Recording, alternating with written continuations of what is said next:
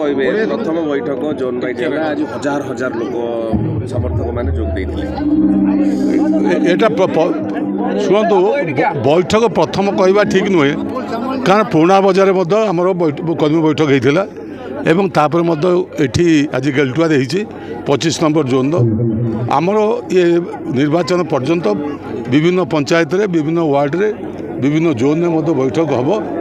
किंतु बैठक हवा अर्थ नुहे लोक होता अर्थ नुहे मु कहीदेवी भावी कहबी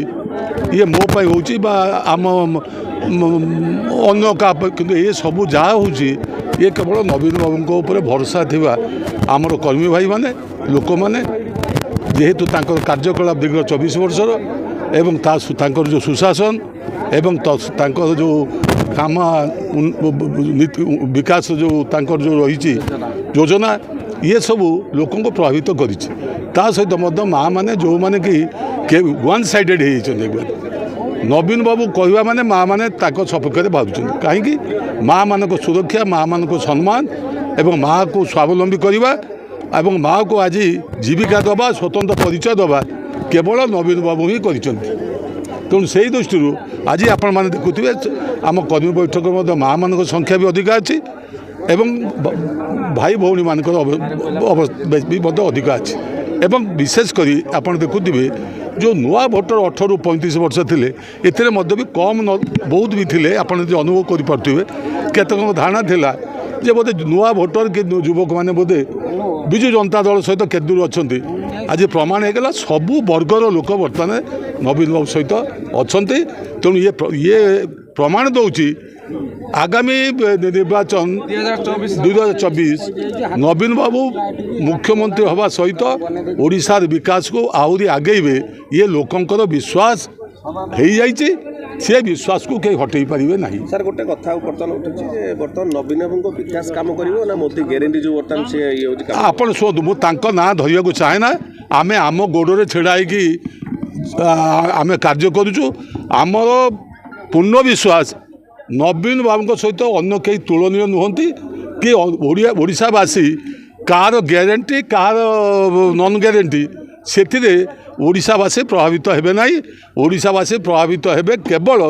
नवीन बाबू कौन वार्ता दौरान कौन संकल्प करछंती कौन योजना करछंती कारण जहाँ जहाँ योजना करते तार सुफल आम ओडिशावासी पाइछंती दल मत निर्विशेष 4,50,00,000 लोकंकर विकास हूँ नवीन बाबूर उद्देश्य अन्य मान उद्देश्य हूँ दलीय किंतु आम दलीय भाव में आम नवीन बाबू चिंता करना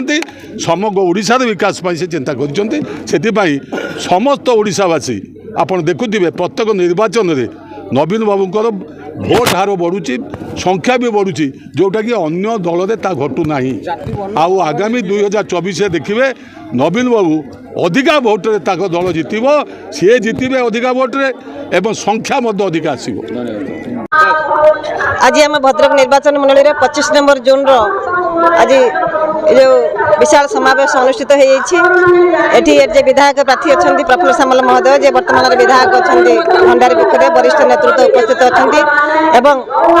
आम 25 नंबर जोन 9 गोटी पंचायत समस्त भाई भौणी जो वरिष्ठ नेतृत्व गुरु गुरुजन माँ भौणी समस्त उपस्थित अच्छा तेणु आगामी जो साधारण निर्वाचन बेगुल बाजी सारी आप जानी तेणु भद्रक निर्वाचन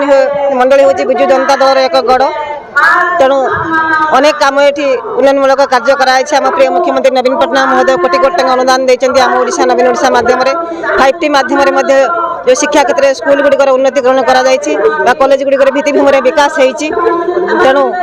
निश्चित आगामी दिन में जो निर्वाचन आसूचे जून 1 तारिख ये विजु जनता दल विजय लाभ कर भद्रक निर्वाचन मंडल समस्त विधायक विजय लाभ करने संगे संगे द्वितीय थर पर मो पर आम प्रिय मुख्यमंत्री आस्था प्रकट कर द्वितीय थर पर मत सांसद प्रार्थी पर मनोनीत कर